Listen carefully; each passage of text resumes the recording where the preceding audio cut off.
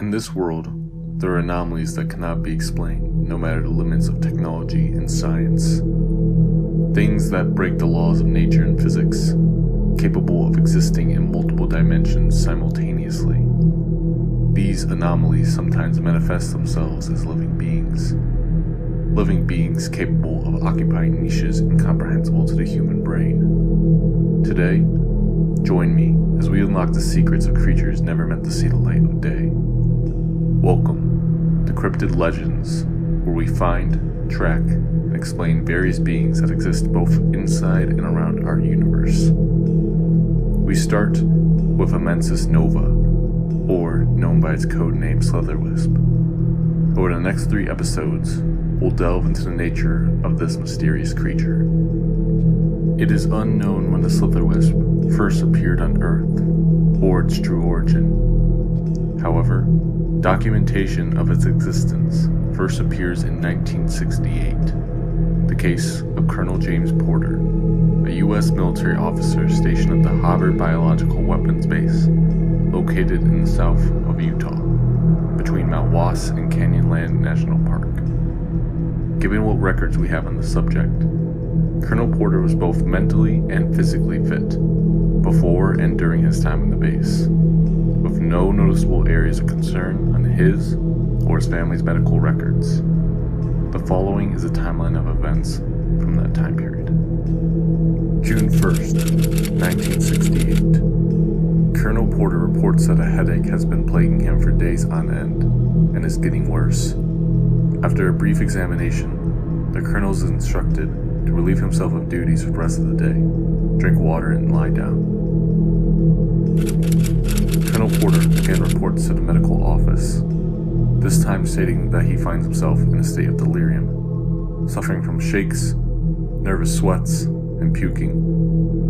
After further medical analysis, the colonel is diagnosed with encephalopathy, also known as brain rot, and is prescribed sympathomimetic drugs to quell the effects of the disease. He stays at the medical facilities overnight. 3 days after being diagnosed with encephalopathy, Colonel Porter suffers a violent seizure. When the episode ends, the colonel's memory is ravaged, and he is diagnosed with dementia. Porter's immediate family is brought to the base and attempts to bring some memories back, but they are not recognized. Despite doctors' best efforts, Colonel Porter is pronounced brain dead at 06:23 a.m. Mountain West Time at the age of 46 and is taken off of life support at the request of his wife. In less than 2 weeks from the initial report, Colonel James Porter has been killed by the disease. For concerns of safety regarding the nature of the work on the base, Porter is not taken to the nearby town of Moab. Instead, an autopsy is done on site. Doctors begin the examination of the colonel's brain, and what they find confirms the initial diagnosis of encephalopathy. His brain had gaps that presumably rotted away from the disease. However, the residual brain matter had no bacteria present, baffling the scientists as to what officially caused the process. This new strain of encephalopathy is dubbed Porter's disease. The base mourns the loss of the colonel, but continues on, a well-oiled machine. Dr. Emmanuel Hill, one of the members of the autopsy team, reports he's been experiencing headaches for the past couple of days. Given the stress of the work and the overall mild nature of the symptoms, Dr. Hill is given water and rest. Dr. Hill suffers a seizure and is rushed to medical care. Analysis diagnoses him with Porter's disease, and he's quarantined for 24 hours before being taken to Moab Regional Hospital. At the hospital, it is determined that he has lost memory and motor functions in his legs, but survives. Dr. Eleanor Berkshire, who treated Dr. Hill before his departure to the hospital, suffers a massive seizure on base and passes away despite doctors' best efforts at 03:51 Mountain Time AM. She's diagnosed with Porter's disease post-mortem.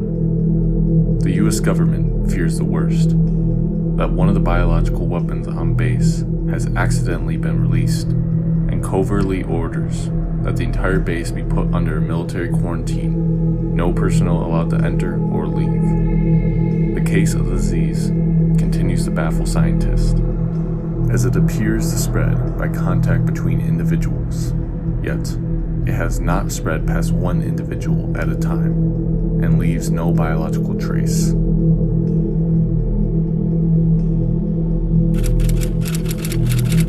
While under quarantine, 6 more individuals die within the week, all from encephalopathy.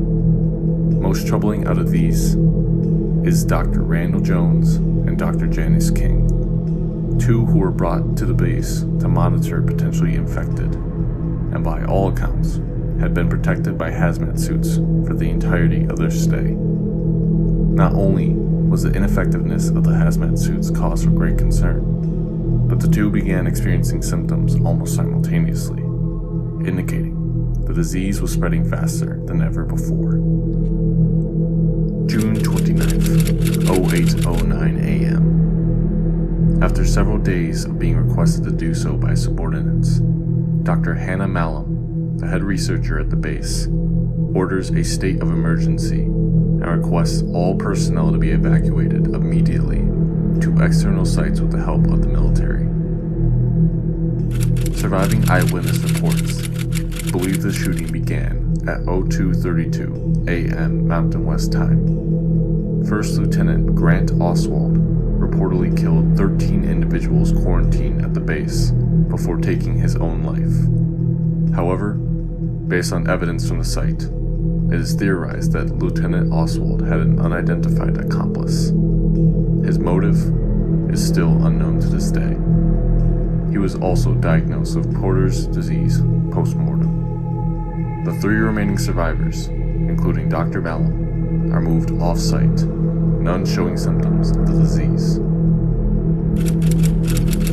The Haber Biological Weapons Base is declared as a catastrophic biohazard, and the bodies lost to the shooting left where they died for fear of further spread. Any and all information about the events at the base are either scrubbed from the records or made highly classified. The base is shut down officially and its gates locked forever. The story of the Slitherwisp will continue for part 2. Until then.